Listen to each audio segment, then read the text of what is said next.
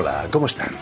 El percusionista venezolano Orlando Poleo publica en el sello francés Sesame Latin su nuevo álbum que con el título de Por la Vida celebra sus 30 años aquí en Francia y toda una vida llena de ritmo.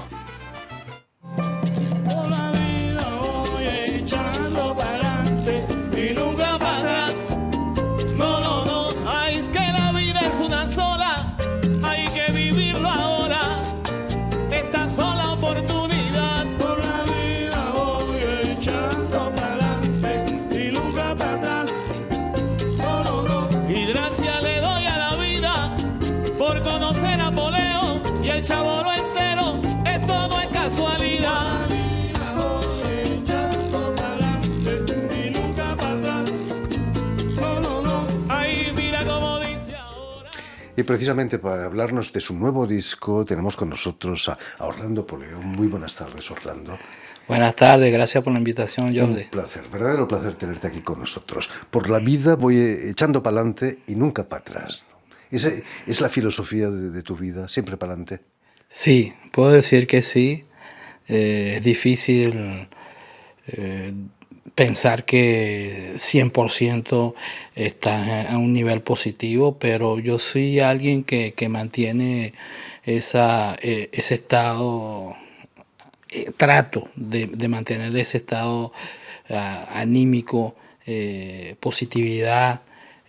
Yo a todo le busco un equilibrio, una razón. Creo que la vida me ha enseñado también. No es así que yo nací y me ha dado resultados, Incluso no había pensado en algo. Aprovecho la ocasión porque varios músicos, amigos que lo he llamado para darle cita, para darle su disco, me han dicho: bravo, en medio de esta locura que estamos viviendo, tú sacas un disco, ¿no? Por supuesto que sí, a pesar de los pesares. Permíteme, Orlando, que cuente a nuestros oyentes que has nacido en Caracas en 1962, si no me equivoco, donde vas a estudiar con Julio Méndez, gran pianista. Es cierto que acabasteis a golpes de conga, por supuesto. ¿Cómo fue?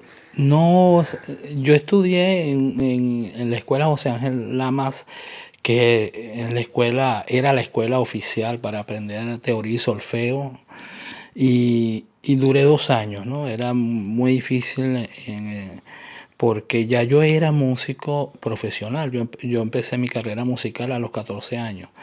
Y entonces me acuerdo que el profesor José Rebolledo siempre decía: lo más importante de la música es que toquen música clásica. La música popular no es importante. Evidentemente, bueno, uno no come carne todos los días. A veces ese era ese tipo de ejemplos que daba de la música popular y la música clásica, ¿no? Además que en todos lados, ¿no? En Venezuela está como... tiene un formato de aprender más lento, ¿no? Lo que tú puedes aprender mucho más rápido. Por ejemplo, yo aprendí con Julio Méndez, aprendí mucho más rápido de lo que, no sé, en 5 clases yo vi en un año de lo que había aprendido en la escuela de solfeo. ¿En tu casa había congas, había tambores? No, en mi casa lo que había era gente que hacía fiestas casi todos los fines de semana. Yo vengo de una familia muy fiestera, no hay músicos realmente, pero y creo que de ahí viene esa, vamos a decir, ese lado musical. Muy pronto vas a empezar a acompañar grandes artistas venezolanos. Eras muy joven, ¿no? 14 años para... 14 años. Yo empecé un poco antes, pero yo siempre digo que mi carrera musical empezó a los 14 porque profesionalmente arranca ahí. Entonces si cuento de los 14, son 45 años y 40 dando clases. No está mal. Vas a viajar para perfeccionar tu música, primero a Puerto Rico y luego a Cuba, a La Habana, donde vas a estudiar en la Escuela Superior de La Habana. Percusión afrocubana. ¿Qué diferencia hay entre la percusión afrocubana y la afrovenezolana? ¿Es muy diferente o no? ¿Son parientes? Son parientes porque tienen la misma historia. Están los africanos que llevaron como esclavos, no que eran esclavos, llevaron gente de Nigeria y entre otros, y gente del Congo. En Venezuela, la mayor parte de África era Congo, Bantú. Entonces hay una influencia ahí cuando vemos instrumentos e incluso ritmos, bailes que se puede encontrar en Colombia porque fue la misma historia, ¿no?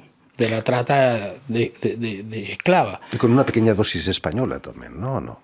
Por todos lados. Eso es lo que es interesante cuando hablamos de la mezcla.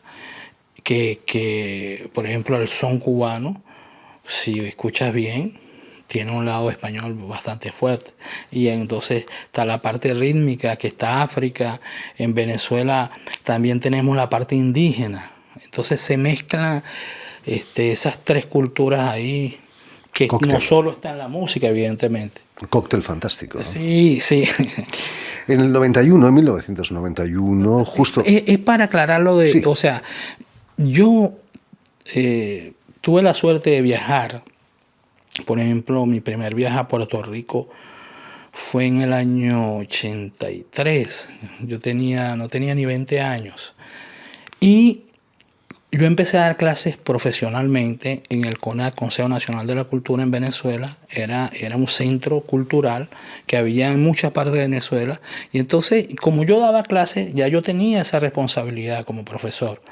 Y entonces, cada vez que yo visitaba un país, yo iba en la época de los cassettes, la grabadora, y aprovechaba. Y tuve la suerte de que ya conocía gente como Cachete Maldonado, que en paz descanse, Anthony Carrillo, Giovanni Hidalgo,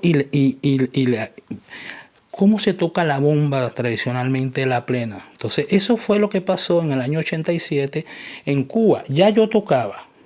Tuve la suerte de el baterista Enrique Pla del grupo Iraquere me dijo: yo tengo un amigo en la escuela de superación profesional, yo te voy a llevar ahí. Normalmente ahí, para que un extranjero entre, necesita toda una matrícula, inscripción y todo. Tú eres mi amigo y físicamente tú pasas como cubano. Y me coló, yo estuve ahí sin hablar y aprendí mucho. Y después, con Ángel Chan, él me enseñó cualquier cantidad de ritmos. Entonces yo he aprovechado eso.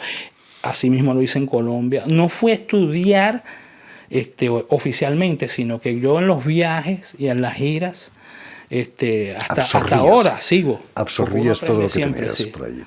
Y justo hace 30 años, en el 91, como te decía, llegas a París por primera vez por una gira y vas a acabar acompañando a estrellas de la salsa parisina como Tito Puente, por ejemplo, Alfredo Rodríguez, del que hablábamos hace un momento.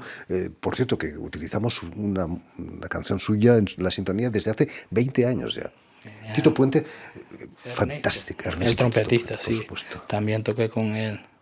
Ernesto Tito Puente, trompetista cubano. Alfredo Rodríguez fue el padre de la salsa, ¿no? Parisina. Alfredo, además yo conocí a Alfredo ya porque él grabó clásicos de la salsa, ¿no? Él fue el pianista de una canción de un cantante muy reconocido llamado Justo Betancourt, y una canción que se llama Pa' Bravo Yo, donde él es el pianista.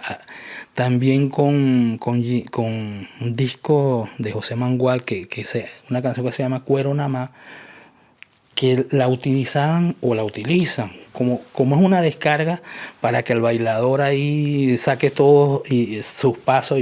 El pianista ahí era Alfredo Rodríguez. Entonces, con Patato, por supuesto, uno de mis ídolos, él tocó con él. Entonces, cuando yo llego a París, tocar con Alfredo fue una cosa extraordinaria. Solo pensar en esas canciones ya me dan ganas de bailar, imagínate. Tu primer álbum lo publicas en el 95, se llamaba Cimarroneando. Lo publicas solo en Venezuela, pero aquí en Europa se lo rifaban, como dicen. Bofetadas había para conseguirlo, ¿no? Sí, tuve la suerte de firmar con un sello venezolano del señor Juan Carlos Pérez, que me dio la oportunidad. Y entonces grabé ese disco, Cimarroneando, y yo vivía en Francia ya. Entonces él me dijo, si tú consigues un distribuidor en Francia, dale. Claro, él pensando, bueno, de esta manera el disco, la distribución en Venezuela la tengo yo, pero si consigues a alguien. Mejor que Y mejor. se dio que firmé con Sony Francia. Y Sony Francia durante 7 años fue mi distribuidor.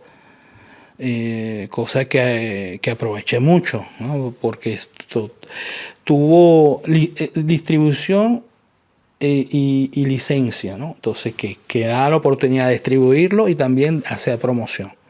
Tanto éxito tuvo ese disco que vas a crear tu propio grupo, Chaboro. Es una palabra yoruba, ¿no? Creo, Sí. Charobo. ¿Qué quiere decir? Chaboro, que Chaboro, son, perdón. sí, y van alrededor de un tambor que se llama Iyá. Es una familia de 3 tambores. En Cuba, en África son 5 o 6 tambores, en Nigeria. Y entonces el chaboro sirve para espantar las malas energías, ¿no? Entonces yo encontré esa palabra, solo la lleva el tambor, es un tambor grande, hay uno mediano y uno pequeño. El grande la lleva alrededor y la pequeña es chabori. Entonces el chaboro sirve para espantar los malos espíritus. Qué lástima Entonces, que no lo has traído. Nos ayudaría mucho aquí en esta radio. Hablando de Radio Francia Internacional, en el 96 vas a ser finalista del premio Découvertes, Descubrimientos de Radio Francia Internacional. No está mal, ¿no? eso son de las cosas bonitas que hagamos publicidad de esta radio. Y en el 98 vas a participar en el concierto de los 50 años de Amnistía Internacional en el pabellón de Bercy, junto a nombres, chicos que empezaban como Tracy Chapman, Peter Gabriel, el jefe Bruce Springsteen. Qué ambiente, ¿no? ¿Cuánta gente cabe en el polideportivo? Quizás 20.000 personas, 17.000. Y fue una gran experiencia porque gracias a mi manager Catherine Poisson, que le preguntaron a un artista y ella dijo, bueno, Orlando Poleo, pero no hay demasiados artistas para que él toque con su grupo. Entonces, ¿dónde de todos esos invitados podemos colocar a Orlando? Casab. Entonces yo fui invitado por Casab. Entonces toqué una canción. Recuerdo que había una canción, buscaron una canción donde yo podía acompañar, por supuesto, Casab, un grupo caribeño, que se adaptaba fácilmente a las congas, y también me dejaron que hiciera una participación solo. Fantástico. Sí, sí. ¿Te cruzaste en camerinos con Bruce Springsteen, por ejemplo? Bueno, pasaban así porque era bastante impresionante. Si te cuento lo que había en mi habitación, yo no sabía qué hacer con ese poco de botella de champaña. Pues todo eso estaba repleto y yo pensé, y yo volteaba así, Jordi. No, eso es tú estás aquí, eso es tuyo. Deberías haberme llamado, ¿no? Te hubiera ayudado yo. Las botellas de champán. Volviendo, Orlando Poleo, a tu nuevo disco, Por la vida voy echando para adelante y nunca para atrás, es un canto al optimismo, ¿no? Como me decías. Dan ganas de vivir ese disco. Hay una canción de mi cuarto disco que se llama, donde invité al gran Oscar de León, On n'a qu'une vie. La vida es una sola, ¿verdad? Entonces yo siempre he mantenido ese espíritu, esa composición, excelente composición es del pianista que toca conmigo, Renaud Palisot. Y entonces cuando llega esa parte, era una parte instrumental, yo le dije, yo quisiera meter ese coro ahí. si tú quieres, como nosotros trabajamos así en colectivo, sin ningún problema, Reno me dijo, dale. Y entonces, bueno, ese fue el coro que hasta ahora la gente le gusta mucho por eso, porque como tiene ese optimismo, ¿no? Y sobre todo ahora por la vida hoy echando para adelante y nunca para atrás, porque con esto que estamos viviendo, con el COVID y todo eso. Precisamente, ¿cómo has vivido estos meses difíciles para los artistas, sobre todo? Así, muy difícil en todos los sentidos, porque a veces la gente no entiende que para el músico no es simplemente el sustento, sino es la vida misma. Entonces, el músico vive 24 horas. Hasta yo duermo escuchando música. O sea, va más lejos del hecho de no tocar. Y nosotros no estamos acostumbrados, porque lo que nosotros hacemos es un intercambio con el público. E incluso yo dando clases, yo toco con mis alumnos, ¿no? Hay un intercambio que no para. Entonces ha sido extremadamente duro, psicológicamente, e incluso el cuerpo, porque yo tengo un alumno que me decía, tú no te das cuenta, tú estás sentado, pero tu cuerpo está en movimiento, tú no te das cuenta de eso. Yo decía, ah, sí, porque no rebajo. entonces, pero sí, estás haciendo como ejercicio. Y Jordi, sabes que después, cuando llega el primer confinamiento, que no te mueves, tú estás ahí, sentado ahí, porque al principio no se podía salir. Después, dieron 1 hora, no sé cuántos kilómetros que podías, pero... Terrible, ¿eh? Así. Sin el combustible del público. Y yo digo, empiezan a salir dolores. Pero como una persona que se lleva tantos años, yo no he sentido ese tipo de dolores así. Y entonces después fue psicológico, porque pensaba, por los dolores fue cuando empecé a dar clases por video, ¿no? Por Skype y todas esas cosas. Ay. Seguro que te han pasado los dolores. Y entonces, después, sí, menos mal. Dije, cuando vuelvo otra vez a tocar, ¿cómo voy a hacer con ese dolor? No, porque después te agarra la cuestión psicológica. No así, frustrante, realmente. Se cumplen, como decíamos, 30 años de tu vida aquí en Francia, y Francia te lo ha agradecido con la medalla del Senado, nada más y nada menos, ¿no? Estábamos viendo unas imágenes con François Hollande allí en el Senado, ¿no? ¿Qué supuso para ti ese premio? Sabes que he recibido varios reconocimientos que son muy lindos, sobre todo en vida, porque pasan muchas cosas después, cuando no estás físicamente. Pero uno no se entera. Por ejemplo, eso fue de hace varios años. Existe la Semana de Latinoamérica, donde el Senado francés le pide a cada embajada que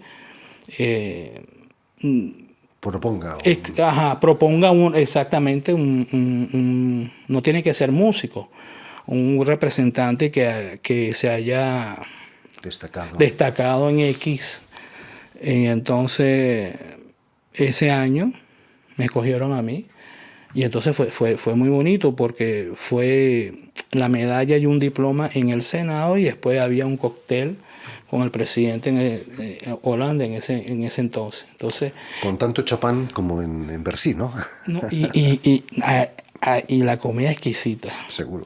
Y otra cosa linda es que en el 2009, en Sancy-sur-Loire, a 15 minutos de Tours, en una escuela de música clásica, le pusieron al salón de percusión mi nombre. Fantástico. Sí, y en el 2012, en un anfiteatro que se llama Orlando Poneo en Caracas. En Caracas. Sí, vivo, todo eso vivo. Eso de que nadie es profeta en su tierra no es cierto para ti. Te han nombrado doctor honoris causa, ¿no? También. En Caracas. Sí, la Universidad UNEARTE, la Universidad de las Artes en Caracas, me dio doctorado un doctorado, sí. Y no es solo un reconocimiento que lleva lo del diploma, sino que yo puedo ejercer eso. Y eso es muy lindo, pues. Por Que supuesto. puedo ejercer en cualquier universidad.